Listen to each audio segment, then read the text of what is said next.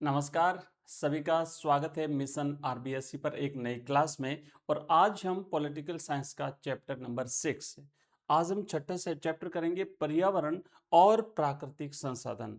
इस चैप्टर को बहुत ही शानदार तरीके से मैं आपको समझाऊंगा, तो आइए शुरू करते हैं। जिन्होंने अभी तक इस चैप्टर को नहीं पढ़ा या जिनको समझ में नहीं आया, उनके लिए एक वन शॉट क्लास रहेगी। एक ही क्लास में इस कंप्लीट चैप्टर को हम पूरा करेंगे। अगर हम बात करें वैश्विक राजनीति में पर्यावरण की चिंता के बारे में, थोड़ा सा पहले हम एक बार इसका जो प्रमुख चुनौतियां हैं वो देखने वाले हैं कि विश्व के सामने क्या प्रमुख पर्यावरण संबंधी चुनौतियां हैं। तो सबसे पहली चुनौती तो है घटती उपजाऊ जमीन।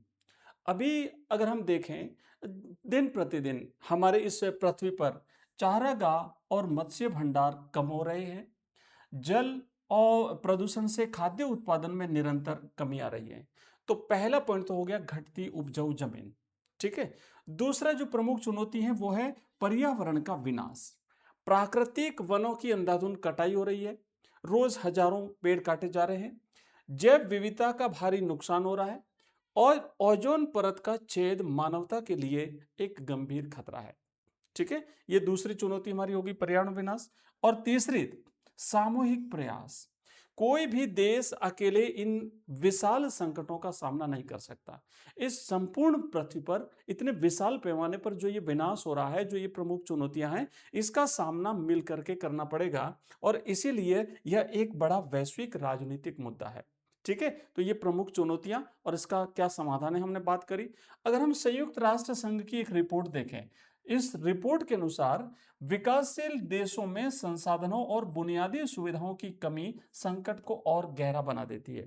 क्योंकि जो विकसित राष्ट्र हैं उन्होंने अपना विकास कर लिया, उन्होंने पर्यावरण को बहुत नुकसान पहुंचाया, बट जो विकासशील कंट्रीज हैं अब वो भी तो अपना विकास करेंगे। बट इस विकास के इस रास्ते में बहुत सारा पर्यावरण संबंधी जो एक नुकसान है वो हमें देखने को मिलता है।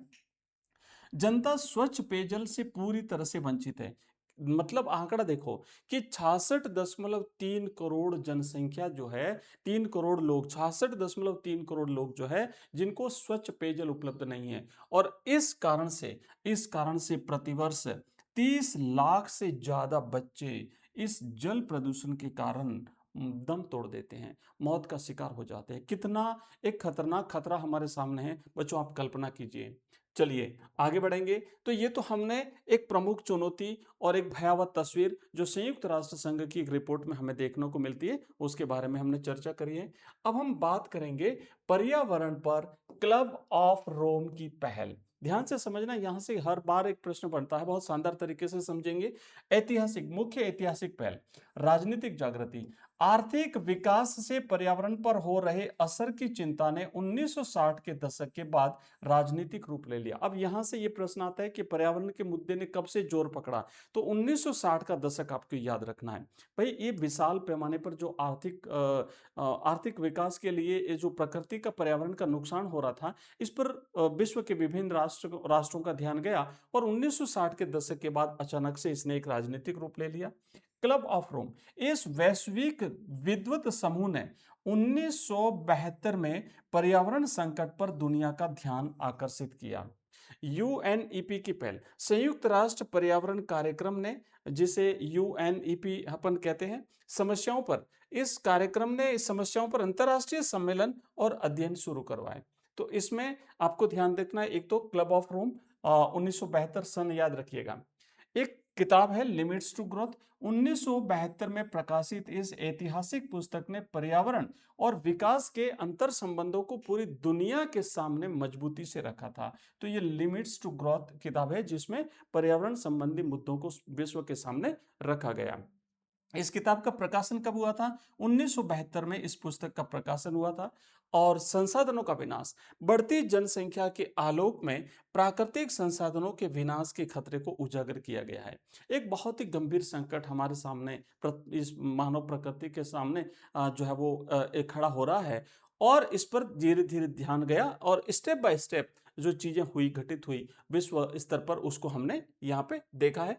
अब आपको यहाँ पे दो चीजें ध्यान रखनी, एक तो क्लब ऑफ रोम 1972, और 1972 में ही ये किताब लिमिट्स टू ग्रोथ लिखी गई। किताब किससे रिलेटेड है? विश्व के सामने जो गंभीर पर्यावरणीय संकट है उससे रिलेटेड है, और इस पर जो है वो यूएनईपी की पहल के बारे में भी ध्यान रखना है ना। यूनाइटेड नेशंस एनवायरनमेंट प्रोग्राम, संयुक्त राष्ट्र संघ का पर्यावरण जो कार्यक्रम है, इस पर इस सम्मेलन में चर्चा की गई, उस पर भी आपको ध्यान देना है। चलिए आगे बढ़ते हैं और नेक्स्ट हम बात करेंगे पृथ्वी सम्मेलन की। ये सम्मेलन सबसे इंपॉर्टेंट है 1992 का। 1972 के बाद अगला जो नेक्स्ट सम्मेलन एक होता है बहुत ही महत्वपूर्ण सम्मेलन, वो है 1992 और इसे हम पृथ्वी सम्मेलन कहते हैं। भाई ये संसार का पूरा पृथ्वी का मामला था, इसलिए सम्मेलन का नाम क्या दिया, पृथ्वी सम्मेलन। सम्मेलन की रूपरेखा को समझेंगे। रियो सम्मेलन, रियो डी जेनेरियो जो सम्मेलन हुआ था 1992 में ब्राजील के रियो डी जेनेरियो में पर्यावरण और विकास के मुद्दे पर संयुक्त राष्ट्र संघ का एक बहुत बड़ा सम्मेलन हुआ था। तो ध्यान रखना ये सम्मेलन कहाँ हुआ था, ब्राजील के एक शहर रियो डी जेनेरियो में हुआ था। कब हुआ था, 1992 में हुआ था। भारी सहभागिता, इसे पृथ्वी सम्मेलन भी कहते हैं। इस रियो डी जेनेरियो सम्मेलन को पृथ्वी सम्मेलन भी कहते हैं। 1992 में हुआ था, जिसमें 170 से ज्यादा देशों, हजारों स्वयंसेवी संगठनों और बहुराष्ट्रीय कंपनियों ने इसमें भाग लिया था। अब कितना गंभीर मुद्दा है भाई, सब सम्मिलित तो होंगे ही। मुख्य परिणाम क्या रहा, इसमें टिकाऊ विकास के नए तौर तरीके सुझाए गए और ऐतिहासिक एजेंडा 21 पारित किया गया। अब मोस्ट इंपोर्टेंट चीज, पहली बात तो आपको ध्यान देना है कि रियो सम्मेलन 1992 कहाँ हुआ था, ब्राजील के रियो डी जेनेरियो में हुआ था। मुख्य जो भाग लेने वाले राष्ट्र थे, तो इसमें 170 तो देश थे, कुछ महत्वपूर्ण जो हजारों स्वयंसेवी संगठन थे उन्होंने भाग लिया था, और कई बहुराष्ट्रीय कंपनियों ने भाग लिया था। किस टॉपिक से रिलेटेड था, तो ये पर्यावरण और विकास से संबंधित था, और इसमें मुख्य परिणाम जो था उसमें एक एजेंडा 21 जो है वो पारित किया था। इसको जरूर ध्यान देना, एजेंडा 21 किससे रिलेटेड है, ये पर्यावरण और विकास से रिलेटेड है, जो रियो डी जेनेरियो सम्मेलन 1992 जिसे पृथ्वी सम्मेलन भी कहते हैं, इसमें जो है वो पारित किया गया था। अब उत्तरी बनाम दक्षिण की चिंता, रियो सम्मेलन में वैश्विक पर्यावरण प्राथमिकताओं में अमीर और गरीब देशों के बीच में स्पष्ट विभाजन रेखांकित हो गया। धनी देश यानी उत्तरी गोलार्ध, पृथ्वी का अगर हम विषुवत रेखा के उत्तर वाला जो भाग देखते हैं वो उत्तरी गोलार्ध कहलाता है।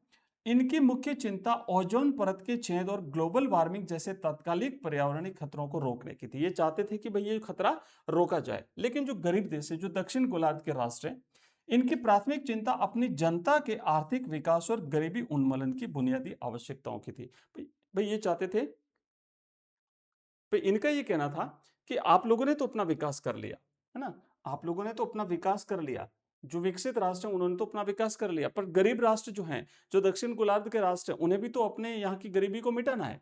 उन्हें भी तो अपने यहाँ के जो गंभीर समस्या है उनको मिटा करके उन्हें भी तो अपना विकास करना है। तो इस प्रकार ये जो दो भिन्न बातें यहाँ पर उभर के आई थी इस रियो डी जेनेरियो यानी पृथ्वी सम्मेलन में।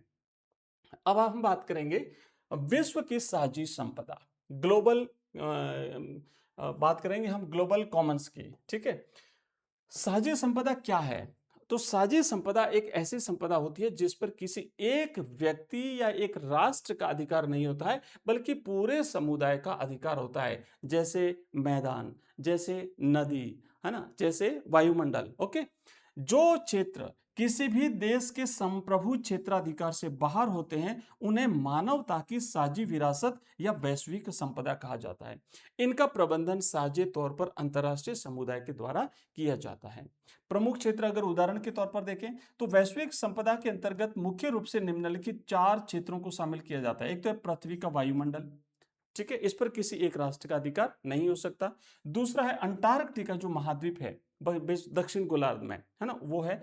फिर है समुद्री सतह, और तीसरा है बाहरी अंतरिक्ष जो आउटर स्पेस है, उस पर भी किसी एक राष्ट्र का अधिकार नहीं है। ये संपूर्ण मानव सभ्यता के लिए, संपूर्ण मानव जाति के लिए जो है वो एक साझी संपदा के रूप में देखा जाता है। आप इनका चारों का नाम जरूर याद रखिएगा।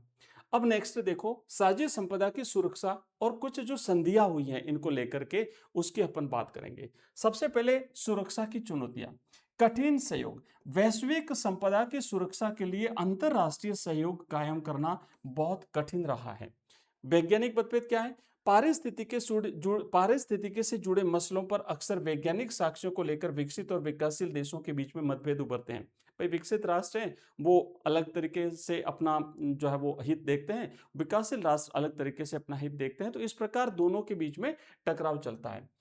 अब प्रमुख जो समझौते हुए वैश्विक पर्यावरण की रक्षा के लिए, उसमें एक था अंटार्कटिका संधि जो 1959 में हुई थी, फिर है मॉन्ट्रियल प्रोटोकॉल 1987 में हुआ था, और अंटार्कटिका पर्यावरण न्यायाचार 1991 में हुआ था। तो ये आपको तीन जो संधियां हैं इन्हें आपको याद रखनी है अलग अलग।